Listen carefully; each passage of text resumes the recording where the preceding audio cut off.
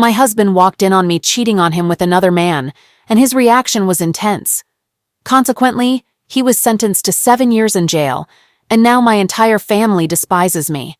I've shattered our once happy family, and I can't help but acknowledge that my actions were selfish. I repeat this self-condemnation almost every night as I sit in the silence of my empty home. My children are not with me, and understandably, my ex-husband harbors deep resentment towards me. My immediate family is divided, and I've never stopped hating myself for what I did. My selfish act took place in 2015, and I've just turned 39. Reflecting on my past, I realize I didn't fully appreciate my ex-husband. He consistently praised my looks, paid attention to our intimate life, and cared for me, treating me as an equal partner rather than putting me on a pedestal. Our relationship, spanning 20 years, began as high school sweethearts and evolved into a deep, exclusive love. Our bond felt natural and right, earning him admiration from my family. My brother, in particular, revered him for his guidance during tough times. He was a man others relied on in their moments of need, always ready to lend a hand. Throughout our years together, he was a genuinely good person, and we raised 2 determined boys. At the time of this incident, our children were in their teenage years. I had gained weight and felt self-conscious, but my ex always reassured me of my beauty. We rarely argued, but when we did, it usually centered around our sex life, or rather, my lack of interest. The things I declined to do in bed were not due to a lack of desire, but more a matter of not being in the mood, something he understood. When I turned 39, my birthday marked a new phase for me. I had spent a year in the gym, practicing yoga and Pilates, and my efforts had transformed my body from 180 to 135 pounds. This was a significant change for me, as I had always been on the heavier side.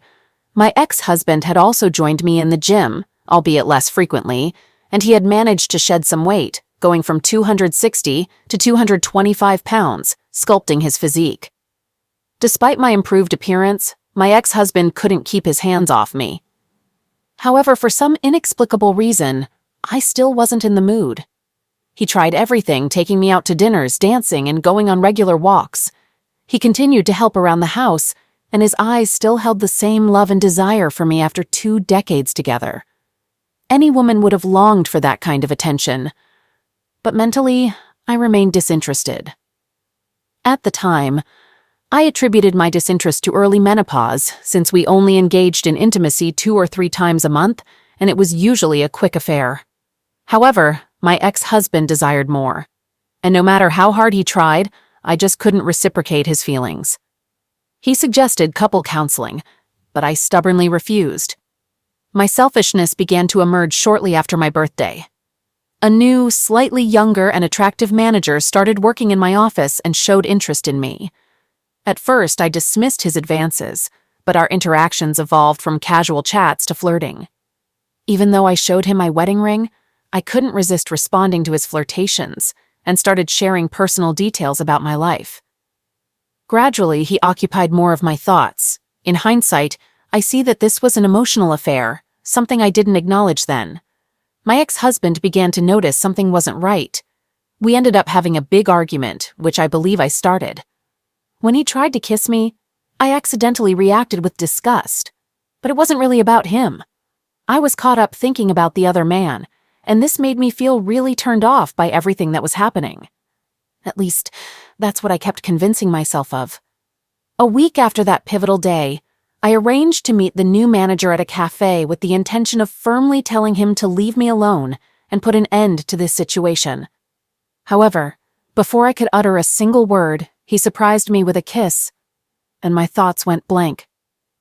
That moment marked the beginning of our 6-month affair. During this time, I noticed myself being more open and enthusiastic with this other man, doing things I hadn't with my ex. I was always ready and seemed more interested, maybe due to the excitement of something new.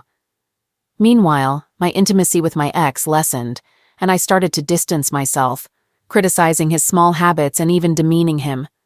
I'm ashamed of how I acted then. It took my brother telling me about my ex's deepening depression and thoughts of leaving for me to realize the gravity of my actions. Right away, I broke off the affair, left my job, and decided to show my husband love and desire, hoping to mend our relationship and be a better wife. Then, the man I had the affair with came to my house, bringing a box of my office items that I had requested to be sent. During our talk, he asked why things ended. I told him I had to concentrate on my marriage and asked him to go. He asked for one more meeting, and sadly, I said yes. We went to the guest room and things got intense, making me lose track of time. Suddenly, my ex walked in. My affair partner pulled back abruptly, hitting the wall with a loud noise. My ex had bloodshot eyes, tears rolling down, and trembling lips showing deep hurt. I was completely disgusted by the situation. When the other man tried to leave, my ex confronted him. The man warned my ex to back off, but my ex couldn't hold back and attacked him. I yelled and begged my ex to stop. In a panic, I tried to intervene by jumping on his back, but ended up getting thrown to the ground. For a while, everything seemed blurry and sounds were muffled. When things became clear again, my ex had subdued my affair partner and was on the phone. I was just staring at the other man's bruised face and teeth on the floor. There was a loud knock, and my ex put the phone on speaker, set it down, and knelt with his hands behind his head. The police burst in and handcuffed him. Soon after, paramedics showed up. I found out he had called 911 himself. At the hospital, the situation got even worse. My dad was silent, looking ashamed, while my brother was furiously yelling at me. He looked heartbroken, asking how I could hurt my ex like that. My mom tried to soothe me, saying things would get better, but this made my dad raise his voice at her. His family was furious. His sisters threatened me, and his parents looked like they wanted me to suffer. I tried to talk to my kids, but they wouldn't respond. My sons wouldn't even look at me. At the same time, the man I had the affair with was badly hurt and needed surgery to fix his face after the fight with my ex. At the hospital, a woman suddenly came into my room and started attacking me. My brother had to pull her off. She was the wife of the man I had the affair with. I didn't know he was married. He never wore a ring or mentioned it. This made me feel even more guilty. Before the trial, my sons stayed with their grandparents on my ex's side, and my daughters stopped talking to me. My ex didn't want to see me either. When I tried to visit him in jail, they wouldn't let me. My brother, who worked at the correctional facility, arranged for my ex to be transferred there so he could watch over him. When I asked my brother to pass a message to my ex, he angrily told me to go to hell. During the trial, seeing my ex for the first time in 3 months, his anger was so intense it hurt more than I could have imagined. He had always looked at me with love, even when we argued, but now it was pure hatred. I had to leave to cry in the bathroom. Time went by, and I had to share the details of my affair in court, in front of everyone. When I told them how long it had been going on, my ex looked devastated, and my dad left the courtroom suddenly. Hearing my ex's testimony, I found out he had planned to surprise me with lunch and a weekend trip to the Catskills. He had a whole romantic weekend planned but walked in on us instead. When the other man told him to move, my ex snapped and attacked him, stopping only when he pushed me away. He called 911 right after, and in court, we heard his painful voice and sobs on the recording as he talked to the operator. It was incredibly sad. The man I was with couldn't speak in court because of his medication, so they showed pictures of his injuries. Seeing them made me feel sick. It was my fault my ex had hurt him so badly, breaking his eye socket, cheekbones, and jaw, with some bone pieces too small to fix. My ex got 7 years for a third-degree felony. My sons protested the sentence, and my daughters and his family's cries of pain are something I still can't forget. The first 3 months were incredibly hard. My affair partner's ex-wife sued me for alienation of affection. My ex filed for divorce, my oldest son moved out, my other son stayed in his room all the time, and my twins were really acting out. My ex's sisters confronted me in a store, and his mom spat at me when I tried to apologize. My dad and brother wouldn't talk to me, and even my childhood friends were split on the issue. I had to find a new job because we had no money coming in and our savings were almost gone. But I was pretty much blacklisted in my field because of all the bad press at the accounting firm, so I started working in retail and got a seasonal job at H&R Block. During tax season, I almost lost our house. My ex wouldn't let me visit him, and he sent back all the letters I wrote without opening them. I ended up crying in the shower almost every day. My parents' marriage suffered because my mom kept defending me, and my brother acted like I didn't exist. The guilt was crushing, and I started thinking about just disappearing and leaving everything behind. After some time, I decided to see a therapist, who told me I had become too laid back with my ex. She said I saw him more as a friend with benefits than a husband, and she was right. I was too comfortable with him. To me, he was a companion, but he still viewed me as his wife, the mother of his children, and the woman he loved. I had definitely taken him for granted. A whole year passed, a year where my children didn't talk to me. Whenever I made dinner, they would just take their food to their rooms, not even looking at me. I broke down several times, begging them to talk to me, but they stayed quiet. My brother got married, and I wasn't invited, although my kids were. I kept trying to visit my ex, hoping he would let me see him, but I was always turned away, and he never opened my letters. Deep down, I knew I deserved the depression that had taken over me. Suddenly, my brother showed up one day, the first time I'd seen him since the trial. I was happy to see him, but he wasn't there to make up. He came to scold me. He told me that my ex had been injured in the prison infirmary after trying to fight off another prisoner who tried to be intimate with him. My ex got injured in the stomach, and the other inmate ended up with a broken spine. My brother blamed me for what happened and left angrily in his truck. I cried for days because he was right. It was my fault. I tried to visit my ex in the infirmary, but they wouldn't let me for another 4 years. I kept writing letters, but they were all sent back. Luckily, our kids visited their dad often, and I found out from them that my brother had gotten him into protective custody after the attack. As time went on, my oldest went to the same college and chose the same major as my ex, but he only talked to his siblings and stayed away from me. He didn't come home for the holidays, preferring to go to his grandparents' house.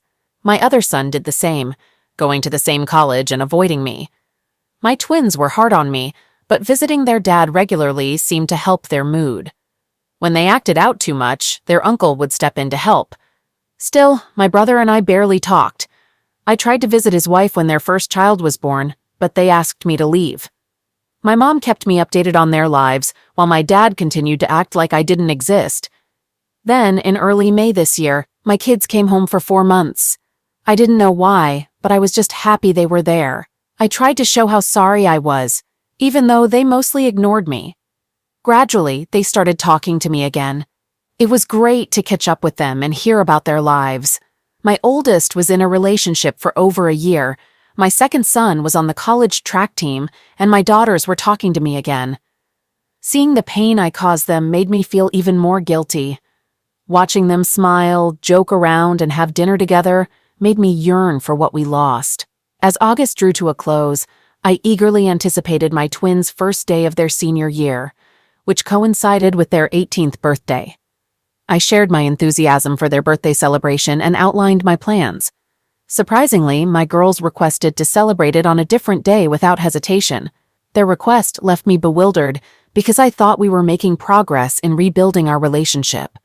When I inquired about their reasoning, one of them responded, "Because Dad is throwing us a party and I don't want you near him." This statement caught me off guard, and I sought clarification on when their father had been released.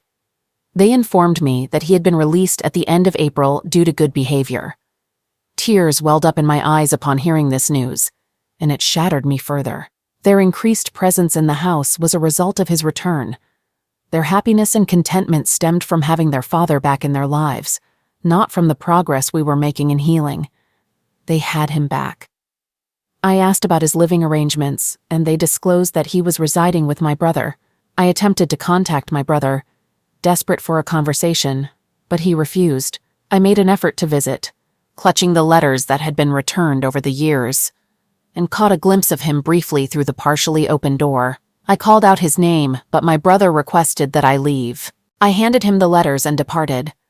As I reached the driveway, I heard his voice. I turned around and he was approaching me. Tears streamed down my face and I moved to embrace him. He returned my letters, uttering coldly, "You forgot this." And I wept as I watched him walk away. I begged and pleaded for him to talk to me, but he simply retreated into the house. My children stood by the door, gazing at me with an absence of affection in their eyes. In that moment, I realized that my children were merely tolerating my presence. Nevertheless, I maintained a fervent desire to mend our fractured bonds. I yearned to confess my selfishness, express how much I had missed him, and convey my profound remorse for dismantling what we once shared. So I continued to navigate my daily life, hoping for an opportunity to make amends. I learned from my mother that my affair partner's ex-wife had visited my ex 2 years ago and was still making periodic visits. Honestly, I cared little about that. My sole wish was for him to somehow forgive me, engage in conversation with me, stand by my side, and regard me with the same affection as before. I longed for my children to stand with us, and I harbored a deep yearning to reunite my family, even though I recognized that I didn't deserve it. Even if by some miracle we were to reconcile, it could never be the same. I had acted selfishly, and I wished fervently that I could undo it all. Now let's take a look at the community's perspective. In the first opinion, there's sympathy for my ex-husband, recognizing the emotional misuse and dismissive behavior I inflicted upon him. The advice here emphasizes the importance of seeking support from friends who will hold me accountable for my actions rather than condoning them. It's suggested that therapy is needed. Opinion number 2 suggests that I should stop trying to reconnect with my former family members and those who have distanced themselves from me. The advice is to live my life and move forward. These opinions reveal the complexity and seriousness of the situation, underlining the need for self-reflection and personal growth. It's essential to avoid actions that might come across as harassment. Sometimes it's crucial to recognize when certain situations have reached an irreparable point. In opinion number 3, it's acknowledged that my children have cut off contact, possibly because my twins are still underage and living with me. The gravity of the situation, where my family essentially lost their father and my ex lost years of his life in a hostile environment, is recognized. This opinion sees my letters and apologies as ineffective and advises me to respect my ex's choice, focusing on my own mental health and my relationship with my children. The idea of returning to the way things were is deemed unrealistic, and it's recommended to be realistic about the future of my relationship with my ex. In summary, opinion number 3 advises acceptance of the situation, personal growth, and a focus on rebuilding relationships with my children. All right, that was a fun story. Now let's move on to another exciting one. Stay tuned and let's dive in. I, 28-year-old man, recently went through a divorce with my ex-wife, 25-year-old woman, after being married for 2 years. I first met my wife when we were in college. At that time, I was ahead of her in class, and after becoming friends, I graduated, but we kept in touch. Luckily, I quickly found a well-paying job a few months after graduating. During this period, my wife and I grew closer, and I occasionally provided her with financial support to help her with her needs. Even though we weren't officially dating, we became intimate, essentially having a friends with benefits relationship. Over time, I developed strong feelings for her, and we eventually started dating officially. While we were dating, our relationship had its fair share of highs and lows. Looking back, I should have seen these challenges as warning signs. However, because I was deeply in love with her, I believed that my positive influence would eventually lead to her changing for the better. I wasn't the type of boyfriend who constantly argued or fought, but my wife often was. She would argue about virtually everything, even over trivial matters that shouldn't have resulted in arguments. She had a defensive personality and struggled to admit when she was wrong, even when it was clear she had made a mistake. Despite these challenges, we continued dating for 2 years, with a few breakups along the way, and eventually we got married. Apart from her defensive nature and difficulty managing her anger, my wife was a good person. She took care of me, met my needs, and looked after our home. Additionally, she excelled in managing finances, which was a skill I lacked. However, in the first year of our marriage, a situation arose that nearly tore our marriage apart. I had a female colleague at work with whom I was close. We would have lunch together, and sometimes I would give her a ride home after work. My wife was not comfortable with this arrangement, despite being familiar with my colleague. No matter how much I tried to explain that there was nothing romantic between my colleague and me, my wife remained unconvinced and disapproved of our interactions. One day after work, I offered to give a few of my colleagues a ride to the bus station, as I often did. A female friend of mine chose to sit in the front with me. Unexpectedly, my wife suddenly emerged from where she had been hiding and physically attacked my female colleague. She caused a chaotic scene at my workplace, and I almost lost my job due to her actions. My wife seriously injured my female colleague, even pulling out her hair. Ultimately, I had to cover all the hospital bills and pleaded with my colleague not to press charges. This incident was one of the most embarrassing moments of my life. When I confronted my wife at home, she showed no remorse. Instead, she claimed she knew I was cheating on her and hurled insults at me. I couldn't fathom where all these accusations were coming from because I had never been unfaithful to her, not even when we were dating. I made a sincere effort to remain faithful, but she would accuse me of infidelity at the slightest opportunity. But the problems didn't end there. She constantly invaded my privacy. I often woke up to find her going through my phone, and if I protested, she would hand me her phone and tell me to go through it as well. For 2 years I endured this, believing that her behavior stemmed from insecurity and a fear of losing me because she loved me so much. Little did I know that she had been steadily cheating on me and deceiving me the entire time. Furthermore, when she handed me her phone, I never actually checked it because I trusted that she had nothing to hide. In reality, she had secrets hidden away. My line of work required occasional travel to meet with clients, and every time I informed my wife about an upcoming trip, it inevitably led to an argument. The primary reason for these fights was her claim that I didn't spend enough time with her, and she disliked my frequent traveling. So, the last time I traveled, this was before I discovered her hypocrisy. I finished my business with a client a day ahead of schedule and decided to return home to surprise my wife, knowing she wasn't pleased about my travels.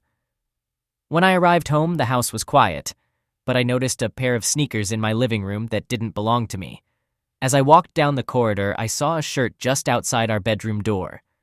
The bedroom was slightly ajar, and when I opened it to investigate, I found my wife and my closest college friend in bed together. They were both unclothed and cuddled up, sound asleep and snoring, indicating they had just been intimate. Wow! I was completely shocked and devastated. I couldn't believe that my wife, who had accused me multiple times of cheating when I was innocent, was actually having an affair with my friend. In that moment, I felt a strong urge to confront them, but I realized that doing so would only make things worse. Instead, I took out my phone and discreetly snapped several pictures of them. Then I left the house. While they were still asleep, I shared their pictures in my wife's family WhatsApp group and sent them to our close friends and even the people who knew my college friend. By the time they woke up, almost everyone in our social circle had seen those pictures and sent them angry messages. Shortly after, my wife realized what was happening and called me to ask if I had received any pictures from an unknown number. I told her that I had given her up that evening to collect her things and leave my house. When I said that, she understood it was me, and instead of getting defensive like I expected, she started pleading with me on the phone. She claimed it wasn't what it seemed and couldn't explain how it had happened, but I didn't buy into her excuses. After I shared the pictures with my friends, some of them confessed that they knew about my wife's infidelity. I was stunned that some of my friends had known about my wife and my friend cheating on me, but had never said anything. I was furious and decided to cut them off completely by blocking them. As for my wife, she begged me not to make a decision that would ruin our marriage, despite having already destroyed it with her infidelity. I had grown tired of her and her manipulation, and I didn't hesitate to divorce her. As someone mentioned before, I'd like to emphasize that some women aren't worth the sacrifices men make for them. It's still hard to believe that while I was trying my best to be a good husband to her, my wife had been cheating on me since the first year of our marriage, and I never suspected a thing. She went so far as to paint me as the villain all the time, while she was having an affair right under my nose with my friend.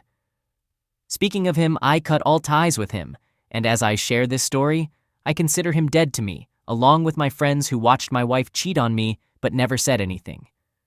I've made up my mind never to marry again. Marriage isn't worth all the stress and drama, and it's better to be a single and free man than to be married to a manipulative and unfaithful cheater. My wife and I were still very much in love when I found out she was having an affair. We met in our hometown, and after I returned from college, we decided to settle down there. I fell in love with her at first sight, and after a few dates, we started dating officially. We got married after being together for a year and 3 months. Meeting and marrying May felt like a dream come true for me. She was the kind of woman I had always wanted to be with. She was hardworking, beautiful, intelligent, and a lot of fun to be around. Every day with her was exciting, and I cherished waking up next to her. May was also a passionate lover who cared deeply for me. Throughout our marriage, we rarely fought or hurt each other. We lived harmoniously, treating each other with respect. We lived a peaceful life and took good care of each other. I made sure to provide for May and meet her needs. May worked as a receptionist at a prominent women's store, and our combined income allowed us to manage our household comfortably. We never faced financial difficulties because we lived within our means. Over the 2 years of our marriage, we supported each other and strived to find better job opportunities. With May, I felt complete and looked forward to spending the rest of my life with her. She had a childlike spirit and had a knack for bringing joy to any place she went. People adored May, and she was quite popular among her friends, especially since her father held a leadership position when she was in high school. Besides being an excellent wife, May was also a wonderful friend. She had 2 best friends she frequently hung out with. Sometimes they would plan weekend getaways or have their regular girls' night out, and I never objected because I understood the importance of her spending time with her friends, even in marriage. I had also become friends with her best friends' husbands, so when May and her best friends went on vacation, the 3 of us would spend time together as well.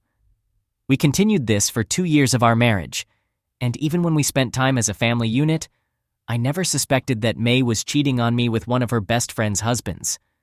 While I noticed she was particularly close to one of them, I didn't think it was anything more than friendship. I believed he was the one she related to the most, and I held on to this belief until I discovered a dark truth.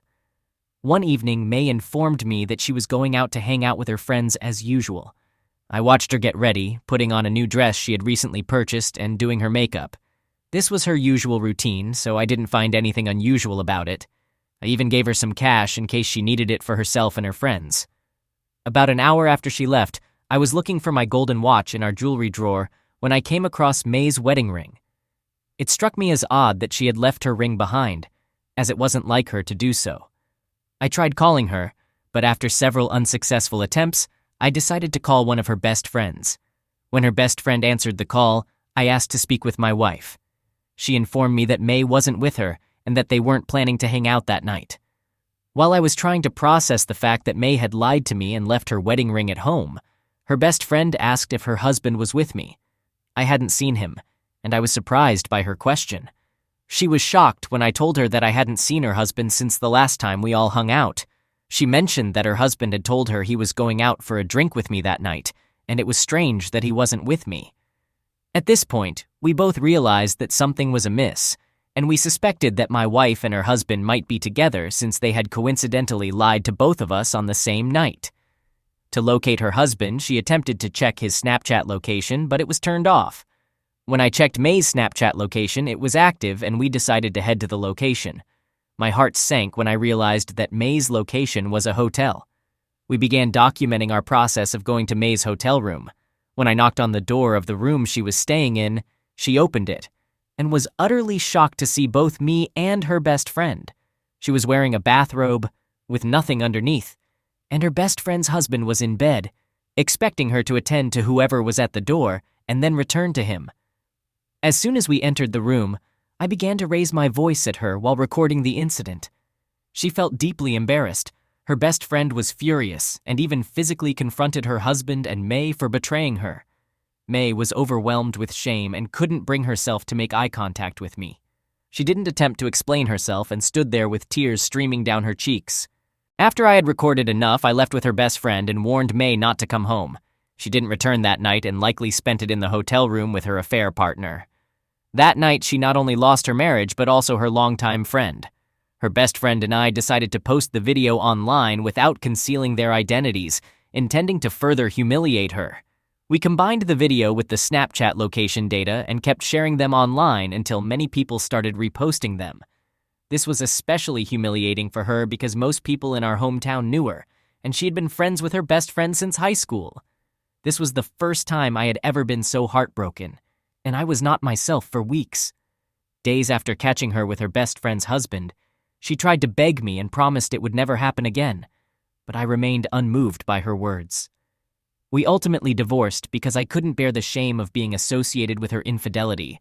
Similarly, Her best friend divorced her husband and gained custody of their 2 children. After the video went viral, my wife couldn't face the public due to the judgmental looks she received from people. She couldn't even attend her high school reunion because everyone had seen the video. On my part, I had to relocate to a different place to start my life anew. Whenever I recall how my wife deceived me and betrayed her friend of more than 15 years, it still astonishes me.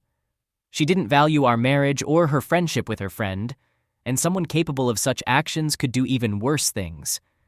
I know that I won't be entering another relationship anytime soon because my heart still aches when I remember how much I loved my wife and how she ruined everything we had.